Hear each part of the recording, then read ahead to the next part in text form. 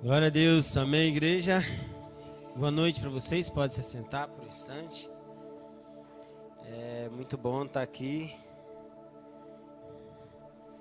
É bom você sempre conhecer, parte da família de Cristo pelo Brasil.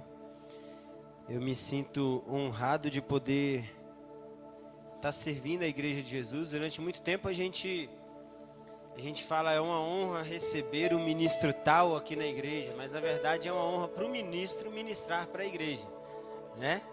Acredito até que por causa dessa mentalidade levantou-se tantos ministros corrompidos na nossa nação, porque nunca é uma honra para a igreja receber o ministro, é uma honra para o ministro poder servir a noiva de Cristo.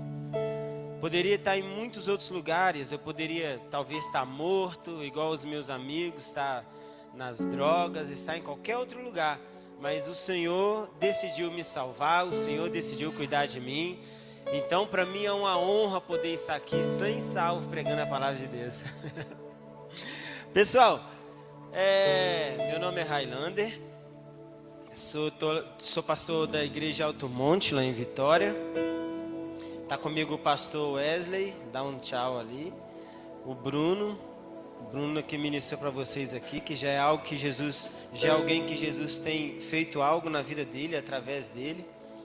E eu posso descer também, Posso fazer isso aqui, se eu quiser descer. Atrapalha a filmagem aí, varão? Ô Vaso, atrapalha se eu descer? Não? Vai tentando me acompanhar aí, porque a gente vai dar uma voltinha aqui.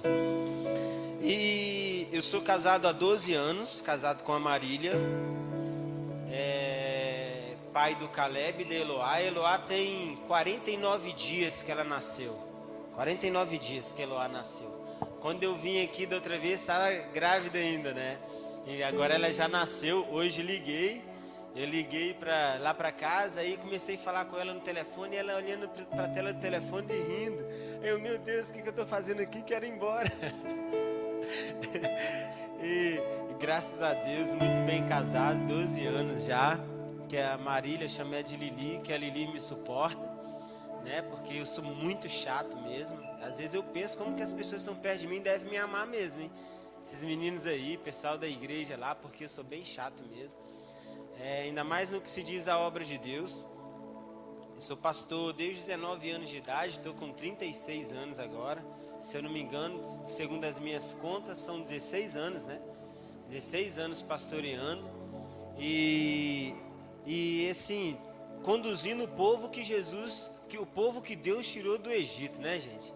Esse é o povo de Deus, o povo abençoado, Deus ama esse povo, é a igreja dele.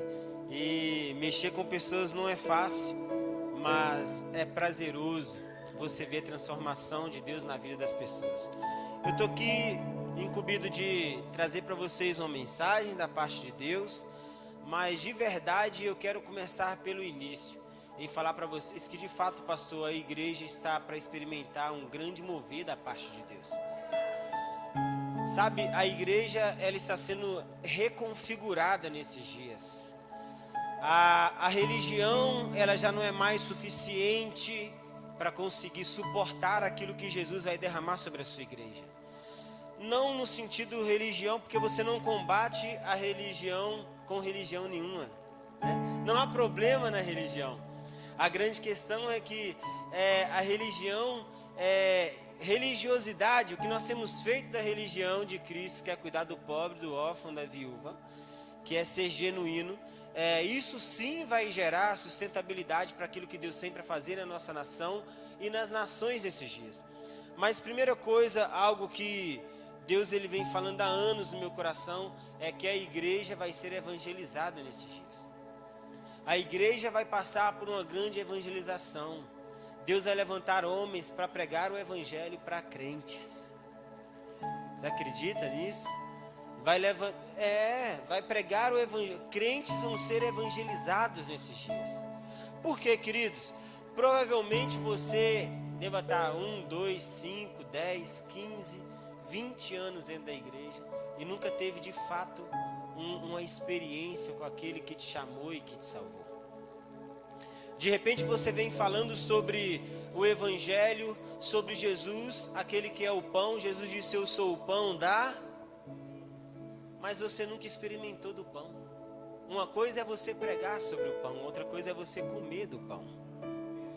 Então, essa geração de hoje, essa palavra geração acaba ficando um pouco meio carregada, mas não tem outra para me usar. A geração de hoje, ela só vai se sustentar se ela comer do pão no qual ela tem pregado sobre ele. E para comer do pão, primeiramente eu chego aqui diante de vocês como um pobre de espírito. A Bíblia fala, bem-aventurados os pobres de espírito. O que é pobre de espírito? Talvez igual algumas pessoas, só lá em Vitória que acontece isso, né? Igual os pregadores neopentecostais falam isso. Só lá em Vitória que acontece. As pessoas chegam dentro da igreja já tentando adivinhar tudo que vai acontecer. Essas pessoas estão fartas. Espiritualmente elas estão obesas. Elas não são pobres de espírito. Porque o pobre de espírito, ele dorme e acorda dependendo demais de Deus. Se você entrou aqui essa noite, já pensando que você sabe, já pensando que você já sabe até como que o culto vai terminar. Existem pessoas que já ditam como o culto vai terminar. Pasmem, o culto que a gente fala, Espírito Santo, tem a liberdade, nós determinamos como ele vai terminar. Essas pessoas não são pobres de espírito. Esses são dias que Jesus, ele de fato, ele vai exaltar aqueles que estão se humilhando.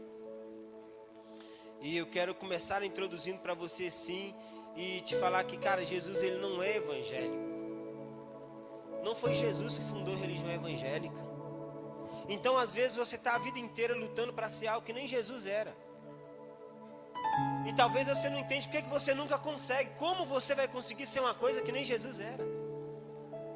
Jesus, ele sempre se apresentou como Salvador, como sumo sacerdote. Ele não se apresentou como alguém da religião evangélica. Eu, ao longo da minha caminhada, o que eu vejo no meio dos evangélicos? Fofoca, inveja. Já viu? Dedo para acusar quem cai, língua para falar mal de quem está subindo. Pastor, por exemplo, ele não pode andar a pé que está em pecado. Ele não pode andar de carro que ele está roubando. São coisas do meio evangélico. Agora, quando você olha para Jesus, você vê Jesus, ele tão puro de coração, tão diligente com a mensagem que ele carrega, tão sincero com as pessoas. Quando ele quer falar para trás de mim, Satanás, ele fala. Quando ele quer falar, prova de mim, eu sou a água que tem aqui, eu sou fonte de água viva, prova de mim, ele fala. E nós estamos lutando para sermos bons evangélicos. Mas esse não é um tempo de bons evangélicos, é um tempo de servos de Deus com a mentalidade atualizada. O evangelho é o mesmo. Eu pergunto para você, a essência do evangelho é a mesma dentro de você? A sua mente está passando por uma atualização nesses dias, querido? Porque pessoas atualizadas, eu falei, começamos a nossa igreja, a gente está com 8 meses dentro de uma sala. E dentro desses 8 meses a gente já estamos passando por uma transição, que éramos parte de uma congregação, de uma sede de Minas. Aí o Senhor direcionou, falou, não, vocês não vão caminhar assim. Eu tive que sentar diante do pastor daquela igreja e falar com ele, cara, Deus falou pra gente que não vai ser assim, que a gente vai caminhar. Existe um DNA, um protótipo já pré-estabelecido por Deus. E com 8 meses de igreja, de uma porta aberta, a gente já está dentro de uma transição. Tudo na nossa vida está acontecendo muito rápido. Mas eu lembro que a gente ainda reunindo em uma sala comercial, eu falei com os meninos, vai começar a se converter homossexuais, traficantes, essas pessoas dentro da igreja. É necessário que essas pessoas comecem a se converter dentro da igreja. Sabe por quê? Porque você talvez está crente demais. Às vezes a gente está tão maduro na fé, irmão, que a gente está quase apodrecendo. Às vezes a gente está tão, sabemos tanto sobre Deus, mas não conseguimos passar desse pão para as pessoas que realmente precisam comer dele. Eu falei com os meninos, imagina quando entrar um travesti aqui, com aquele silicone assim nos peitos, né? E sentar perto dos irmãos, como que os irmãos vão ficar, hein? Porque quantos de nós temos desejo que os traficantes convertam aqui no nosso meio? Fala a verdade, gente. Tem alguém que tem desejo de ver os traficantes convertendo? Aí eu falo para vocês na introdução dessa mensagem, como será quando os traficantes converterem? O que a igreja vai fazer com eles? que eles vão levar o de comer para dentro da casa deles? Quem quer ver as prostitutas se converter dentro da igreja, gente? Aí eu falo, as irmãs são preparadas para começar a tirar as roupas do guarda-roupa delas e dar para as irmãs, para as primas, aliás? O que a gente vai fazer com os travestis que chegar com silicone? Eles vão passar 10 anos dentro da igreja com silicone no peito? Então, quando eu ouço o pastor, por exemplo, no início aqui, que era aqui que eu queria chegar, falando, você que vai ofertar aqui essa noite, irmãos, a gente esqueceu que você não oferta, não é dinheiro, você planta sementes. Lá na igreja a gente gasta cerca de uns 30 minutos falando de oferta. Porque oferta você tem que ensinar. Sabe por quê? Oferta é libertação. Repete comigo, oferta é o quê? A Bíblia fala que existem dois senhores, Deus e... vou te falar, o diabo não é inimigo de Deus. Sabe quem é inimigo de Deus? Mamon, o Deus do dinheiro. O diabo não é inimigo de Deus. O inimigo de Deus é aquele que quando você vê uma obra igual essa, uma casa igual essa, uma igreja igual essa, irmãos, com tantos sonhos e planos, quando o Espírito Santo toca no seu coração, já viu como que é? Você quer chorar, quer pular, quer rodopiar, sente a presença de Deus. Aí quando o pastor vai falar sobre recursos e sementes, o coração do irmão fecha. Por quê? Mamon. Eu vim introduzindo para vocês até aqui, para vocês entenderem que Deus não vai usar, não é anjos, para tirar as prostitutas dos prostíbulos, é você. Amém, irmãos? Glória a Deus. Deus não vai usar, não é anjo para pregar para os traficantes, é você. Aleluia. Não são anjos que vão trazer roupas para vestir as prostitutas, é as irmãs. Lá em Minas converteu um travesti, um ex-travesti, né? Que hoje ele tem família, casado, tem filho, tem tudo. E quando ele converteu com 6, ele era muito bonito, mais bonito que muita mulher por aí. Era o cara, de tão bonito que ele era. Aí a gente falou, pois bem, ele converteu, e agora? O que a gente vai fazer com ele? Aí os jovens começaram a se levantar na igreja e fazer, sabe o que, pastor? Indo em casa, porque a cidade é cidade do interior, indo em casa, buscando dinheiro, calçado, roupa, tudo que você pensar. Naquela noite nós conseguimos levantar 37 mil reais para ele tirar as próteses de silicone que ele tinha nos seios e no bumbum. Que eu fico pensando, como que você prega para um homem que Jesus criou ele para ser homem, se a igreja não se levantar para voltar, para aquele homem voltar a ter dignidade de homem? Isso se faz com dinheiro, queridos. Isso faz com dinheiro. Eu sou pastor de uma igreja, pastor local de uma igreja, e eu falo para você, eu falo com os irmãos, Deus não vai levantar, não é anjo para fazer o que tem que fazer nessa cidade não, irmãos. É a igreja. É a igreja. Só que existe algo, Deus ele faz, ele dá para quem, ele nunca vai te dar algo que vai roubar o seu coração, filho. Lá na igreja eu falo com os irmãos, lancei uma profecia, pastor, te aconselho a lançar ela. Vai levantar uma pessoa lá na igreja, a gente tem um tanto de coisa para fazer, que vai ofertar 100 mil reais, vai dizimar 100 mil reais. Uma pessoa vai dar um dízimo lá na igreja de 100 mil reais. Alguém aqui quer dar um dízimo de 100 mil reais? Gente, estou falando sério. Vocês têm que ver, a Bíblia fala, crer nos profetas e prosperarás.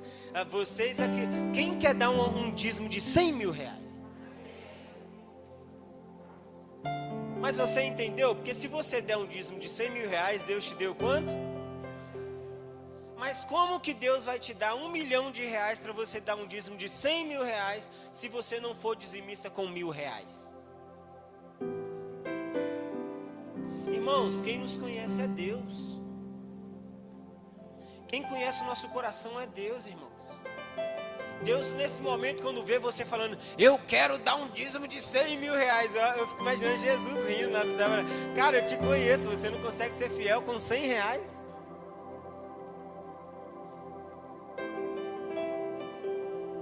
E eu paro por aqui com isso, para vocês entenderem que se Jesus vai usar vocês nessa cidade, amém, igreja? Para uma grande revolução, para uma metanoia, o evangelho. Se vocês querem ver esse lugar aqui ficar pequeno, Primeira coisa, pessoal, se liberta daquilo que vocês são muito maior. O dinheiro não é maior do que você. Tá bom, gente? Lá na igreja tem pastor Wesley, a filha dele, tem a Adri, tem vários irmãos, gente.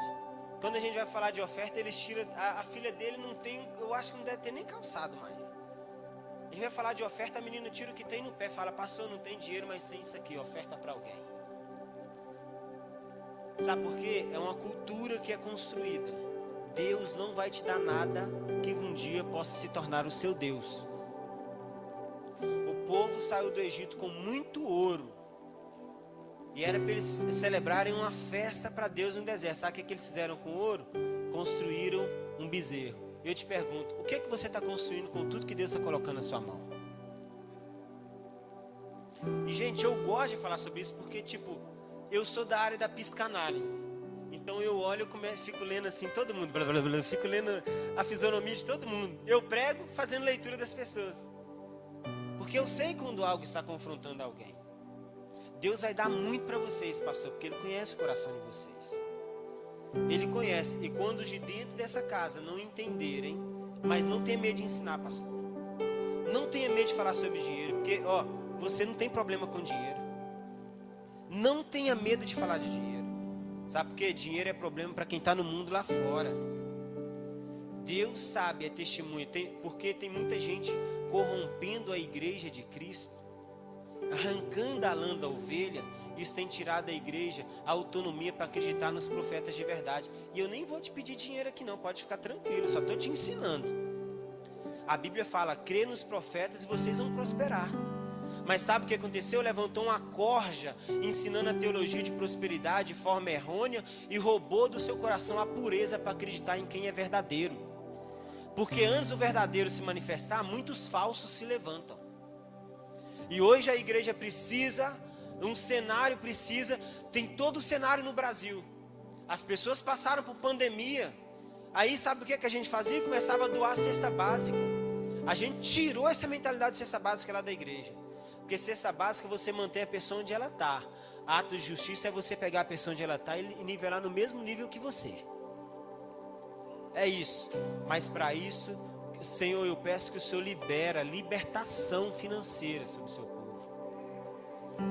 Libertação financeira. Deus tem para você uma família estruturada. Deus tem para você realização de sonhos. Ah, que eu sou muito humilde, isso, aquilo. Irmão, humildade e tolice são coisas diferentes. Eu conheço gente que anda de chinela havaiana e é soberbo. Ser humilde não quer dizer que você não possa ter o melhor de Deus. Eu estou te ensinando para você saber que Deus dá semente realmente para quem semeia. Deus vai pôr na sua mão quando você tiver coração para semear. E não é sobre isso que eu vim falar. Você pode aplaudir o Senhor? Depois que...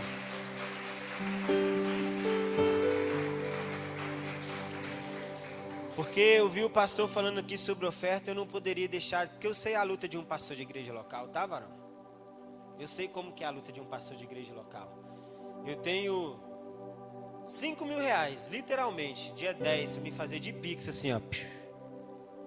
E na conta da igreja tem 2 mil. Dia 10 está aí. Aí eu falo, Deus, e aí? Como é que vai ser? Não sei. Aí se a igreja não levanta, como que vai ser? A igreja não é do pastor. A igreja somos nós, é responsabilidade de todos. Amém? A igreja é responsabilidade de todos vocês. Quando você olhar, pastor, tá pingando ali. Meu Deus do céu, eu vim para pregar, Jesus. Pastor, tá pingando ali. Ô irmão, se você... Para quem Deus dá a visão, Deus também dá a provisão, arruma.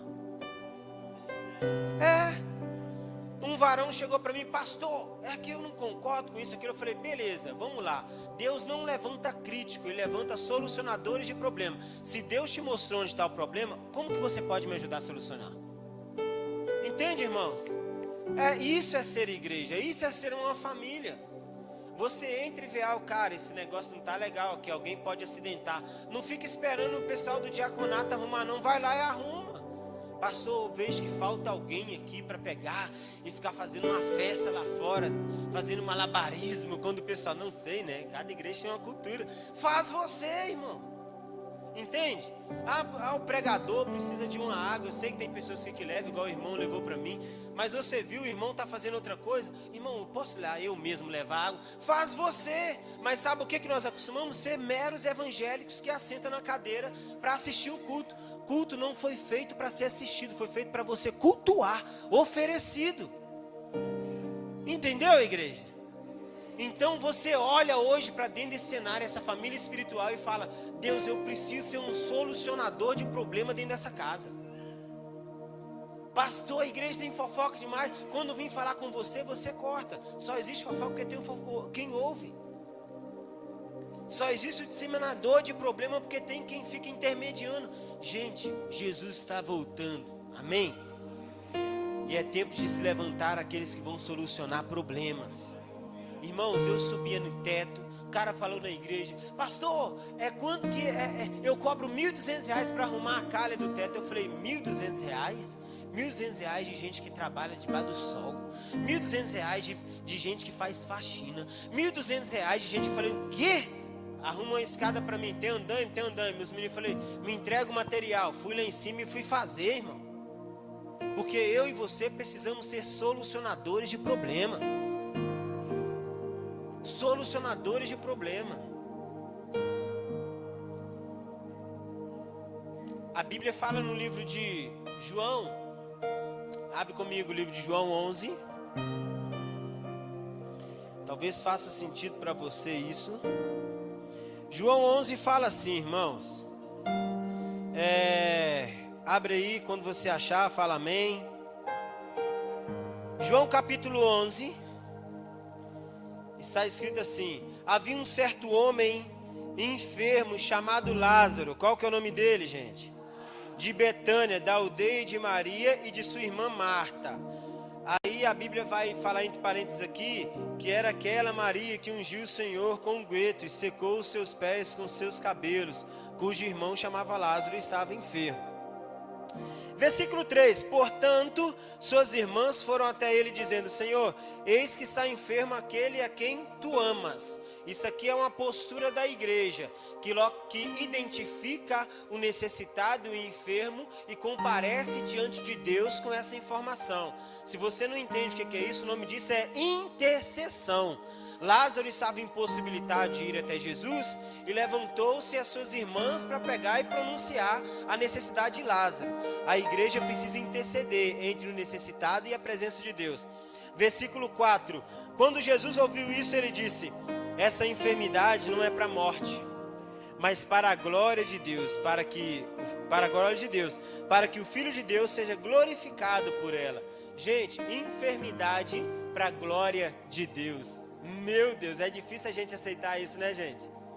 Como que uma igreja... Gente, como que você vai ver milagre se não houver enfermidade? Pastor, mas é muito estranho isso. Isso aqui é o que Jesus está falando. Essa enfermidade é para a glória de Deus, para que o Filho de Deus seja glorificado por meio dela. Como que você vai ver ressurreição se não houver morto? Como que você vai ver restauração se não provar a provável destruição? Isso é para você ver que nós oramos a Deus por coisas que nós não estamos dispostos a pagar o preço por elas. Mas vamos continuar. Versículo 5. Ora, Jesus amava a Marta e a sua irmã, que é Maria, né? E também Lázaro. Ouvindo, pois, ele que estava enfermo, ficou ainda 2 dias no lugar onde ele estava. Vou desenhar para vocês algo aqui que eu consigo ver, que a Bíblia, a gente tem que começar, não só ler a Bíblia, mas você entrar dentro dela. Jesus recebe a informação de que Lázaro está doente, ele vai pronunciar: essa enfermidade não é para a morte. Ele já deu uma certeza. Jesus, ele já deu uma certeza, não é para a morte. E quando ele dá essa certeza que não é para a morte, a Bíblia fala que ele ainda persiste 2 dias no lugar onde ele estava. E às vezes a gente chega diante de Jesus para proclamar a Ele por coisas, e a gente não suporta ver Jesus fazendo outras coisas em meio àquilo que a gente pediu Ele para fazer.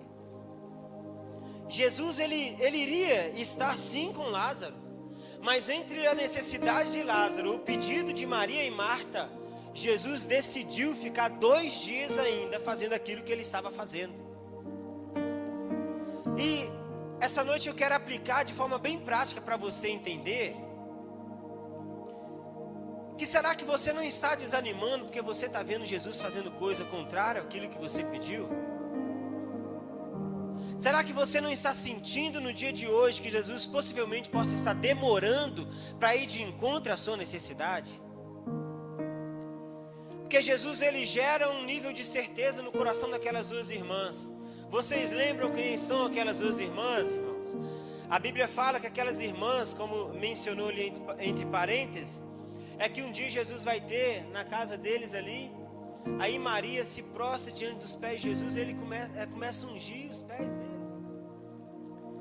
E ali ela começa a enxugar, olha que loucura, os pés dele com o cabelo dela, lágrima, óleo, unguento, tudo misturado, e ela enxugando. E Marta é aquela que, enquanto Maria estava prestando um culto ao Senhor, ela estava preocupada com os afazeres de casa, que não há nada de errado. Alguém tem que fazer alguma coisa, amém? Mas no tempo certo. Irmãos, não há nada que você possa fazer mais, a não ser estar na presença de Jesus quando ele chega no ambiente. Quando Jesus está no ambiente, irmão, o máximo que a gente tem que fazer é estar aos pés dele. E nesse dia Maria, Jesus fala ainda, ela escolheu a melhor parte. Marta, além de não se prostrar, ela questiona porque alguém estava prostrado. Aí agora, para mim pegar e fazer você entender sobre a morte de Lázaro, a Bíblia fala que Jesus permanece aí, depois que passa os 2 dias, ele decide ir para Betânia. Quando ele decide ir, que ele está se aproximando de Betânia, a Bíblia fala que Marta vem desesperadamente e fala com ele, se você estivesse aqui, meu irmão não tinha morrido. Jesus começa, mesmo na ignorância de Marta ali, confortar o coração dela. E quando Jesus está confortando o coração de Marta, ele continua caminhando rumo ao lugar que Lázaro estava, e algumas pessoas falam com Maria, Maria, Jesus, ele está vindo aí. Ela fala, ele está vindo? E agora Maria também se levanta do lugar que ela estava de luto e vai de encontro a Jesus. E a Bíblia fala que Maria, vendo Jesus, ela se prostra diante de Jesus e fala, mestre, se o Senhor tivesse aqui, meu irmão não tinha morrido.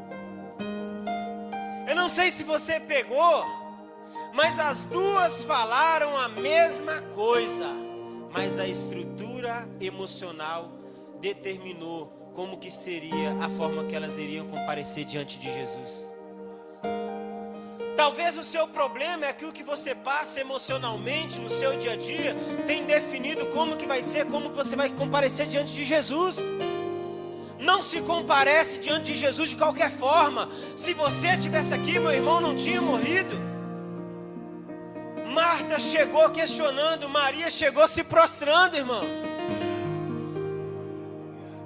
Não tem problema, a Bíblia fala que nós devemos comparecer diante de Deus com orações e petições. Não é pecado você pedir e nem perguntar nada para Jesus. Sabe onde que nós pecamos? Como que nós fazemos isso? Diante de Jesus você não pode se comparecer do jeito que você quer, mas é do jeito que Ele quer. Até então, Marta estava ali falando com Jesus, ele consolando ela. Mas quando Maria fala isso, a Bíblia fala que aí Jesus não ganha, Jesus chora, irmãos. Jesus chora, irmãos. Você tem noção como que é uma pessoa que estava passando pela mesma aflição, era irmão de ambos, mas ela não deixou a aflição de espírito dela mudar o modelo de adoração dela. Talvez a circunstância na sua vida está mudando o ritmo da sua adoração. Jesus precisa acabar com isso hoje. Talvez quando você está bem, você chega diante de Deus de alguma forma. Quando você está mal, você não consegue se prostrar. Igreja, é tempo de nós permanecermos prostrados aos pés de Jesus. O seu cérebro, ele não foi feito para viver em 2 dimensões, irmãos. Ele não foi feito para viver no futuro, nem foi feito para viver no passado. E por isso tem desencadeado níveis tanto de ansiedade como também de depressão nas pessoas. Porque elas não entendem que o que vai te preparar para viver o futuro que está nas mãos do Senhor, é simplesmente você caminhar rumo à vontade de Deus, falando de forma cristã para que você entenda. Mas você não tem estrutura nenhuma emocional para viver o passado. Por isso que o passado ele simplesmente passa, porque é daqui para trás. Você não foi criado para viver daqui para trás. Você foi criado para andar para frente. Isso é coisa básica, né? Vamos lá, gente. Todo o seu corpo é direcionado para frente. Todo o seu corpo ele pega essa dimensão aqui, ó. A dimensão do seu corpo é daqui para frente. Por que você insiste em viver do que passou? Por que você insiste em deixar o que passou ditar como que você vai comparecer diante de Jesus? Essa igreja, ela não consegue entender que eu estou falando aqui sobre duas mulheres que eu posso conjecturar, fazer aqui, né, uma analogia sobre a própria igreja. Duas estruturas no meio da igreja. Uma igreja que quando está bem, está bem. Uma igreja que quando está mal, não comparece diante de Jesus da forma que deveria comparecer.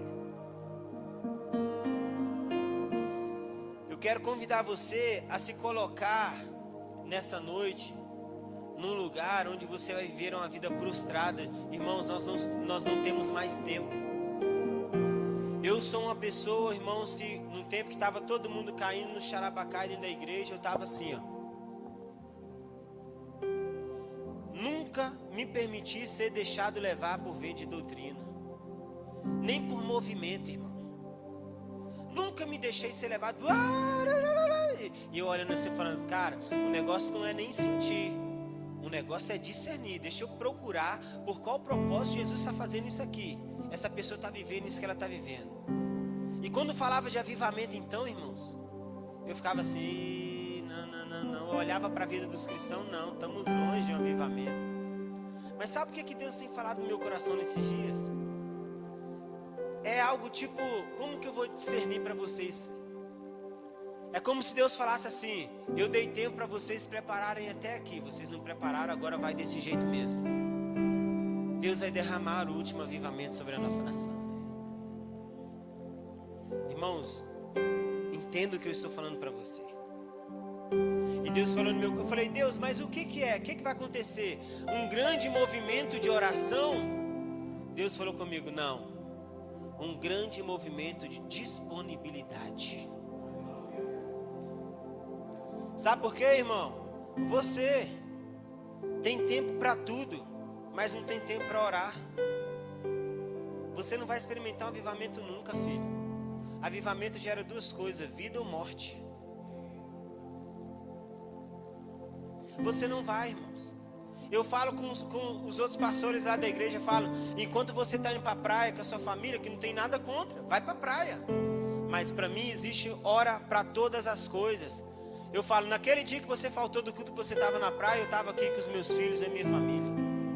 Naquele dia que você falou que estava cansado, eu estava aqui com a minha família. Agora imagina, irmãos, como que Jesus ele vai derramar um avivamento sobre pessoas que não estão disponíveis para ouvir a voz dele. A maioria dos casamentos dentro da igreja estão abalados por causa de uma simples coisa. Quando você, mulher, ouve esse marido seu, frouxo, tá? Que não tem nenhuma força para servir Deus como deveria, fala, ai, que hoje eu estou desanimado. Em vez de você, mulher que é mulher sábia, falar, rapaz, vai desanimado mesmo, mas vai buscar Deus. Você pega e fala, é mesmo, amorzinho, você está tão desanimado. Aí começa a dar ruim no seu casamento. Aí daqui a pouco começa a dar ruim no seu casamento. Mulher não tem que aliviar para homem não, mano. Mulher tem que ser faca na caveira. mulher tem que pôr homem para correr. É a mulher que tem que olhar dentro dessa igreja e falar assim: pastor, tem o que para pintar? Ô, amor, sábado vai ter um mutirão lá na igreja para fazer isso. Você tem que pôr o seu marido para correr. Eu casei, irmão, meu primeiro ano eu morei num cômodo, partido no meio, na casa da minha sogra. E para mim era o céu. Primeiro ano meu. A Lili um dia falou assim: não é isso que eu tenho para mim. Eu falei assim: você tá doida? Eu trabalho na igreja. Na época eu ganhava R$600. Eu ganhei R$600. O que você vai fazer comigo? Não faz isso comigo não. Ela falou: não é isso que Deus tem pra gente. E nós vamos sair daqui. A mulher começou a procurar aluguel, irmãos. Eu ganhando R$600, ela começou a procurar aluguel. Eu falei assim: você quer acabar com a minha vida? Ela falou: não, nós vamos sair dessa casa. Aí ela achou um aluguel, uma casinha de telha. Olha, 36 anos, eu já vivi tanta coisa, pastor. E ela grávida do Caleb, aquela telha quente, aquele sol pegando assim, eu vendo ela derretendo, R$350 o aluguel. Imagina que casa que é R$350. Eu falando, R$350, e agora eu tenho que pagar luz, e eu tenho que pagar água. E ela falando: nós não vamos retroceder, não vamos para casa da mamãe e do papai, não vamos. Irmãos, a mulher sábia edifica. Aí a gente, 350, daqui a pouco ela: vamos olhar um apartamento agora. Meu sonho era morar num apartamento, pastor, olha o sonho, olha a mente. Porque eu tinha descido da comunidade, da favela, mas a favela não tinha saído de dentro de mim. Meu sonho era morar num apartamento que tivesse laje e tudo. Ela falou: consegui um apartamento, R$450. Eu: vou morrer, não vou conseguir R$450. Vê como que é, irmãos. A mulher sábia, a mulher, ela pega o presidente, se ela não for sábia, faz ele um mendigo. A sábia pega o mendigo e faz ele o presidente. Então fica entendendo o maridinho quando tá: não, amor, que eu tô isso e aquilo. Vai entendendo, você está criando um filho e não sabe, minha filha. Você tem um marido, não tem um filho não. Por que eu fui para esse lugar na mensagem? Era para me ficar falando de Maria. Eu não entendo. Tem um tanto de mulher que é mãe dos meninos e do marido. Lá na igreja a gente tem batido isso, tem falado com os caras: ó, próxima reunião nossa é que hora, pastor Wesley? 6 horas da manhã, próxima reunião nossa. Que homem tem que acordar cedo, irmãos? Tem que partir para cima. Imagina, minha esposa acordar mais cedo que eu? Não, irmão, tá errado. Mas enfim, eu não vim falar sobre isso, mas é para falar para você que se Deus vai derramar um avivamento sobre nossa nação, anjo e vinho de Deus, irmãos, primeiro passa por homem, tá? Para você ser de Deus tem que ser homem, para ser de Deus tem que ser mulher. É homem de Deus. Homem de Deus. Lembra lá no livro de Reis, quando aquela mulher rica virou para o marido e falou assim: eu tenho observado esse homem há muito tempo e eu vi que ele é homem de Deus. Como que a sociedade está olhando para nós? Como homens ou como meninos? Porque avivamento não vai vir sobre menino. Menino não sabe administrar avivamento, irmãos. Menino não sabe conduzir a presença de Deus. Para conduzir a presença de Deus tem que ter maturidade. Então nesse momento, Jesus ele chega diante do túmulo de Lázaro, e uma coisa muito interessante acontece. Porque a ação espiritual, ela requer uma ação humana. Às vezes a gente pensa que vai acontecer um avivamento. Avivamento, vou falar para você, trazer vida para o que outrora estava morto. A ressurreição de Lázaro era um avivamento. Por isso que Jesus disse: Lázaro, sai para fora. Porque se Jesus não fala o nome de Lázaro, todos os mortos daquele tempo iriam ressuscitar. Lembra quando Jesus ressuscitou? A Bíblia fala que todo mundo que estava morto, que morreu naquele dia, ressuscitou junto com Jesus. Ah, você nunca viu isso na Bíblia, né? Lê a Bíblia, irmãos.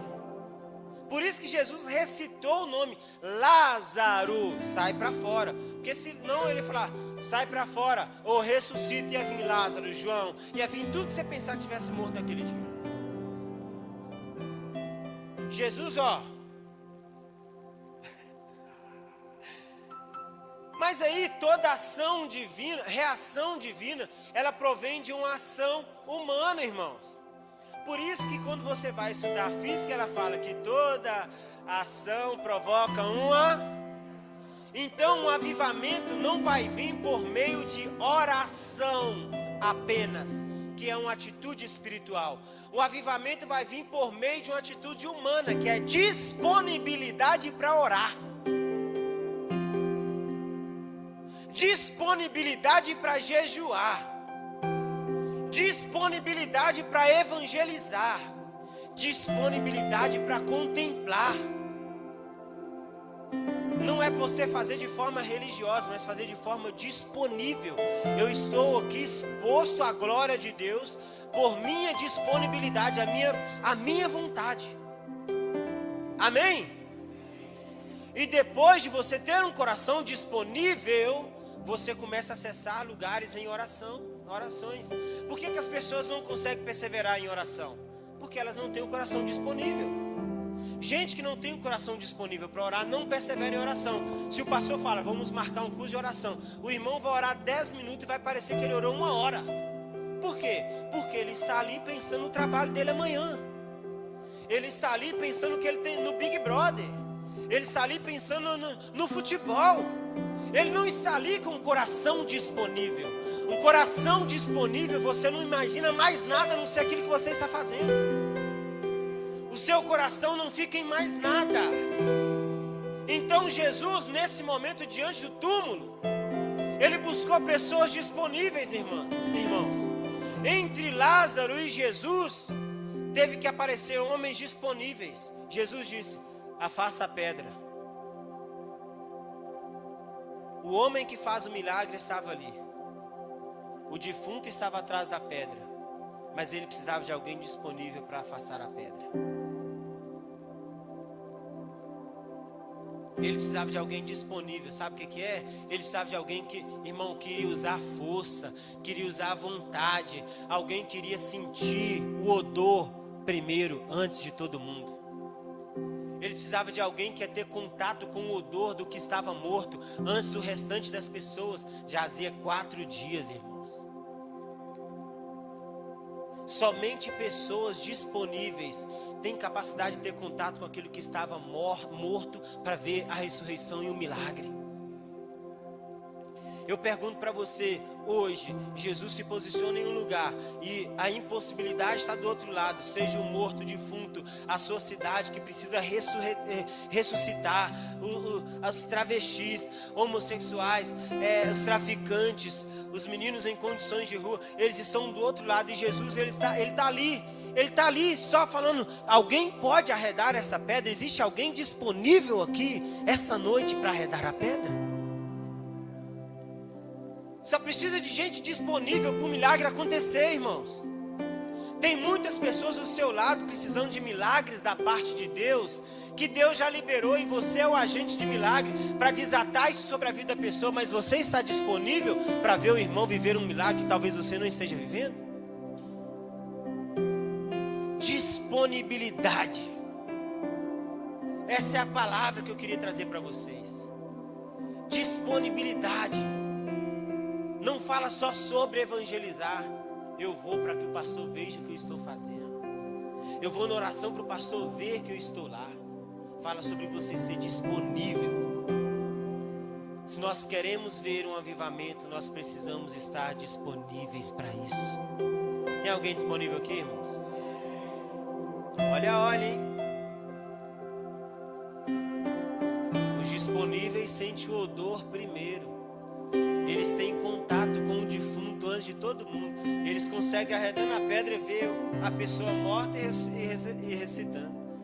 Porque primeiro eles arredam a pedra e veem, ué, mas está morto, tem 4 dias. Ah, que odor! E os mesmos disponíveis que arredaram a pedra e vê morto, é os que ouvem Jesus falar, Lázaro, sai para fora. Ver milagre, irmãos, não é para qualquer um, são para pessoas disponíveis a ter contato com a glória de Deus.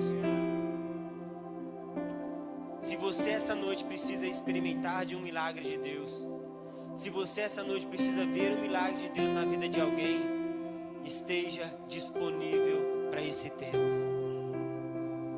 Disponibilize a sua casa, disponibilize os seus recursos, disponibilize o seu carro, irmão. Disponibilize o que você tem, irmãos.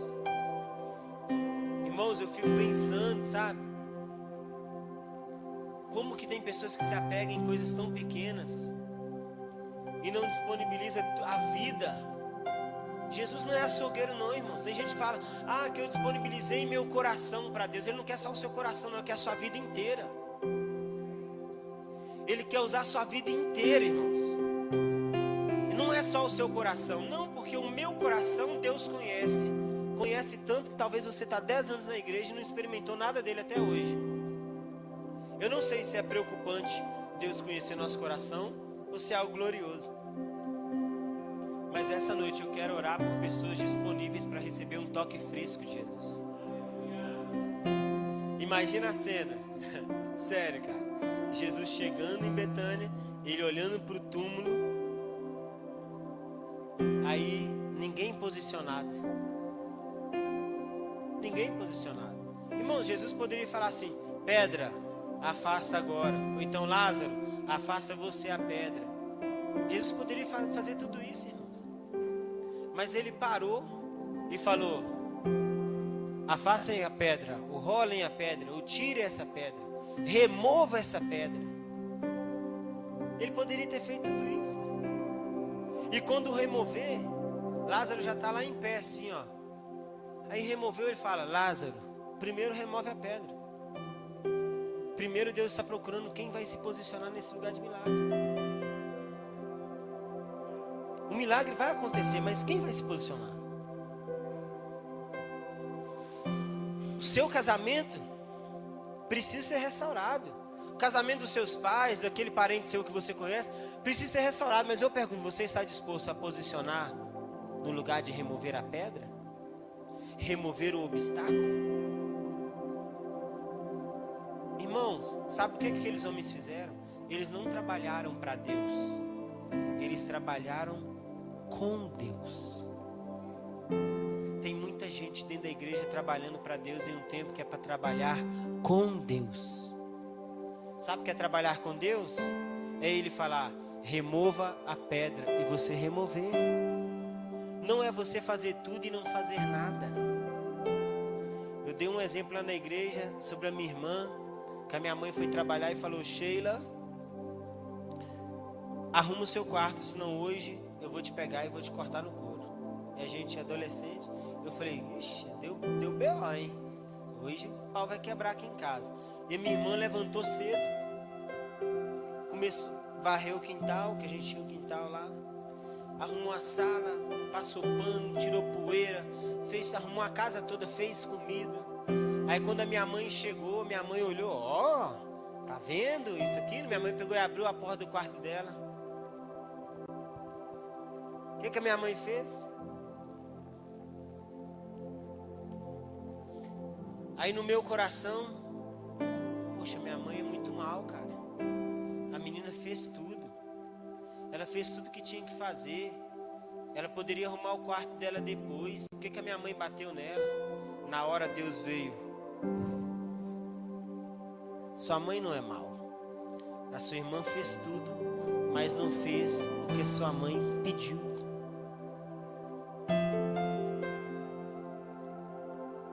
E assim é comigo. Tem um tanto de gente fazendo tudo, mas não faz o que eu pedi. Aí eu peguei: opa, pera aí, que agora o negócio muda. Eu entendi, Deus. Irmãos, não fala sobre você fazer tudo para Deus. Fala você fazer com Deus aquilo que Ele te formou para você fazer. Por isso que talvez você que está em algum ministério está cansado. Porque você faz tudo e não faz o que Deus te chamou para fazer. Por isso que você, com sua casa, sua vida emocional, está fadigado. Porque você faz tudo e não consegue fazer aquilo que Deus te chamou para fazer. Eu caminhei por 20 anos com a igreja de Ipatinga, em Minas. E já há 8 meses, quando a gente abriu a porta lá, Deus já vinha falando no meu coração: vocês não vão caminhar como igreja lá. E dentro de mim eu: não, Deus, 20 anos caminhando junto. E o Senhor falando comigo: os seus afetos, que fala de sentimentos, ele está atrapalhando o propósito meu na sua vida. Tem muita gente que não está vivendo o propósito de Deus. Será que aqui tem alguém assim? Porque está preso emocionalmente a algo que Deus já mandou soltar tem muito tempo. Aí eu, não, Deus, vai gerar coisas ruins. E eu comecei a ser tomado por uma crise de ansiedade, uma coisa estranha. Acordei um dia todo manchado de roxo. Meu corpo estava gritando, cara, eu sofri de transtorno de ansiedade noturna. Que tipo, por ter feito psicanálise, eu ficava driblando durante o dia a ansiedade. Mas à noite eu estava vulnerável, porque eu estava dormindo. Não dormia bem, sonho em cima de sonho, gente me matando, gente isso, aquilo. Aí começou a aparecer mancha. Eu falei, não, chega. Aí eu fui em Minas e falei, preciso resolver isso hoje. Hoje eu preciso resolver isso. Falei, olha, é sim, Deus me deu essa palavra. E foi tudo lindo, imagina. Meu filho, é isso mesmo, vocês carregam algo de Deus. Aí eu, meu Deus, eu sofri por 8 meses antecipado por algo que está sendo lindo agora. Os seus afetos não podem roubar o plano de Deus na sua vida, querido. Os seus apegos emocionais. Ai, nossa, eu até penso, pô, mas nossa, se eu pegar demais na minha família, parabéns para você, vai ser enterrado você e sua família. Porque você não está preparado para viver o que Deus tem para você, porque você está apegado em coisas. Irmãos, imagina o meu filho. Eu saí da minha cidade natal, meu filho não vai ver os priminhos dele crescer. Os nossos pais é da cidade, nós não temos parentes em Vitória, irmãos. Mas nós ouvimos a voz, vai. Talvez você está esperando essa noite Deus sentir dó de você. Ah, mas Deus sabe que eu sofro tanto. Quando acontece, Deus não tem dó de ninguém. Ele não teve nem do seu filho. Deus, ele tem um propósito para você, ainda que você sofra. Porque para Deus vale mais você sofrer aqui agora do que você não alcançar o plano eterno que Ele tem para você. Essa é uma noite que você vai ter um culto do desapego. É hoje. Hoje é o culto do desapego, irmão. Acaba com aquele namoro do Satanás, aquele amigo seu do diabo que só te puxa para trás, só te afasta de Deus. Mas é tantos anos. Tem gente que é boa, mas não é boa para ficar na sua vida. Tem coisa que é boa, mas não é bom para você, filhão. Jesus, um dia os homens falaram para ele assim, mas nós pregamos em teu nome? Nós comíamos juntos, o senhor não lembra? Nós assentávamos e comíamos juntos? O senhor pregava nas nossas ruas? Jesus falou, rapaz, para trás de mim eu não conheço vocês. Vocês com essas obras de iniquidade. Olha o que Jesus está falando, irmãos, para homens que caminhavam com Ele, que pregavam o Evangelho, para homens que faziam tudo, mas não faziam o principal. Homens que não buscavam ter um coração igual dele. Sabe por quê? Deixa eu falar para você, o que Jesus fala? Ele nos ensina, obras de iniquidade não é só pecado. Não é só prostituição, não é só adultério, não é só bebedice, irmãos. Iniquidade é tudo aquilo que você faz que não é para a glória de Deus. Então existem coisas boas. Eles pregavam, mas eles não pregavam para a glória de Deus, porque na primeira oportunidade eles jogaram na cara de Jesus, mas nós pregamos em teu nome. Olha como que eles tentaram acessar o reino. Nós pregamos em teu nome. Quando você faz para a glória de Deus, não tem porquê você tentar acessar dessa forma. Tem coisas boas que você está fazendo que talvez está te afastando de Deus. Tem coisas que não são pecado, que talvez você está cometendo, está cativando, não é nem pecado, mas te afasta da glória de Deus. Porque tem coisas que são boas, mas não são para a gente. Sabedoria não é você abrir mão só do pecado. Não é você abrir mão do pecado, irmãos. Abrir mão do pecado é inteligência. Sabedoria é você abrir mão do que você pode, para a glória de Deus. Seja comendo, seja bebendo, tudo que vocês forem fazer, façam para a glória de... Durante o seu dia inteiro, tudo que você faz é para a glória de Deus?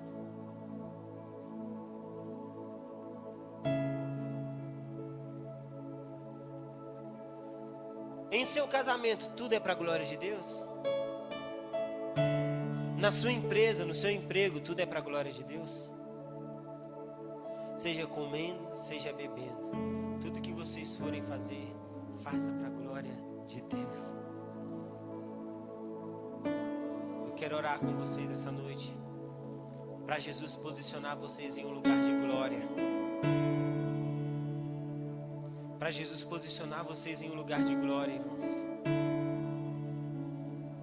Igreja, vocês não viram nada ainda, tem muita coisa para acontecer.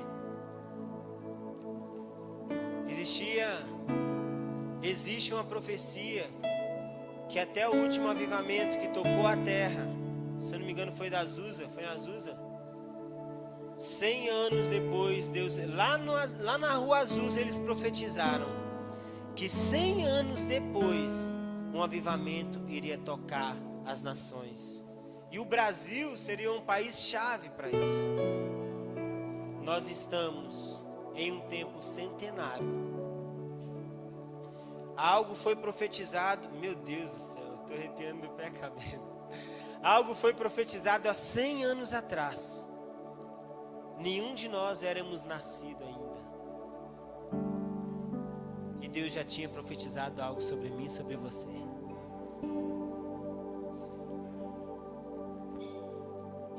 Nós estamos indo para os 100 anos de avivamento da Rua Azusa. E o cenário é o mesmo, o caos instalado. Na entrada de 100 anos do avivamento da Rua Azusa e cumprimento de uma profecia, nós vivemos a maior pandemia global. A maior crise política e também crise religiosa. O cenário está propício para que aconteça um grande avivamento na nossa nação. Aí eu pergunto para você, você está disponível para isso?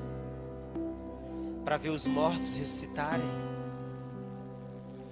Para ver os seus parentes entrarem desesperados, passando quarteirões dessa igreja e falando, cara, eu ouvi a pregação do evangelho, eu ouvi o louvor e eu quero confessar o Senhor como meu Salvador. É o último avivamento que vai varrer as nações. Irmãos, vai ser o maior número de conversões que já houve no planeta Terra. Esse avivamento vai tocar a sua vida. Vai se colocando de pé, buscando ao Senhor. Nós estamos há 100 anos da profecia, da palavra profética da Rua Azusa. E eu pergunto para você, Deus ainda pode contar com você? Será que o que você viveu, que acabou meu relacionamento, eu fui mandado embora do meu emprego, que eu estou passando uma depressão, eu estou passando uma ansiedade, será que o que você está passando não vai mudar a forma com que você está comparecendo diante de Jesus? Igreja de Jesus, um avivamento vai varrer as nações e o Brasil vai ser protagonista dessa história. E eu acredito na geração de jovens que vão pôr as mãos sobre os enfermos e eles serão curados. Eu acredito em homens, mulheres que vão colocar a mão sobre pessoas possessas e elas serão libertas. Pregar para os cativos, para os oprimidos. Eu acredito. Eu declaro que eu acredito nisso. Eu acredito que esse é o tempo que Jesus ele vai posicionar você, igreja, em um lugar de glória. Saiba de uma coisa, o cenário de avivamento ele provoca vida ou morte. O avivamento revela quem está em Deus e quem nunca esteve em Deus. Porque o avivamento, assim como ele revela níveis de glória, ele também é um ambiente mais propício para que as pessoas possam pecar. Porque aqueles que realmente estão envolvidos com a glória de Deus não estão vendo nada mais a não ser a glória de Deus. Por isso que as escrituras falam: aquele que está limpo, limpe-se mais. O que está sujo, suje-se mais. Não tem meio termo para esse tempo de um reavivamento que vai tocar a nossa nação. Eu quero convidar você que queira colocar sobre os seus joelhos, você que queira sentar, deitar, faça alguma coisa essa noite. Mas a sua palavra não vai ser por um movimento de lágrimas, de ficar apenas: Senhor, o movimento dessa noite, não. Eu quero que você se prostre diante de Jesus e clama: Senhor, eu quero estar disponível para o grande avivamento do Senhor nessa nação. Se você sentir desejo, vem para a ponta do altar, querido. Se você sentir desejo, sai do seu lugar, vem aqui e fala: Senhor, eu me disponibilizo. Mas fulano de tal fala isso e aquilo na igreja. Não é fulano de tal, não é o irmão X ou Y. É se você está disponível para ser tocado pela glória de Deus. Ser tocado pela glória de Deus. Eu sei que existem pessoas aqui, que existem profecias grandiosas sobre a vida deles. Sabe o que Jesus está falando para essa profecia essa noite? Ei, sai para fora! Jesus está dando uma ordem para que essa palavra profética que morreu dentro de você volte a ter vida, venha ressuscitar. Você é a única pessoa que pode afastar a pedra essa noite. Onde estão aqueles que vão afastar a pedra com suas lágrimas, com suas orações? Vamos lá, meus irmãos. Vamos lá, meus irmãos. Esse é o seu momento. Mulheres,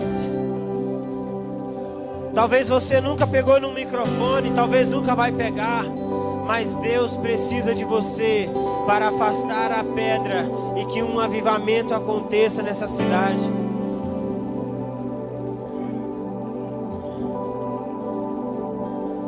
Vamos lá, Espírito Santo. Seu amor está ganhando forma. Vamos lá, Espírito Santo. Seu amor está ganhando forma. Vamos lá, Espírito Santo. Seu amor está ganhando forma em mim. Jesus está libertando pessoas aqui essa noite, irmãos. Seu amor está ganhando forma. Seu amor está ganhando forma. Vamos lá, Espírito Santo. Seu amor está ganhando Isso. Existe um nível de glória subindo no nosso meio.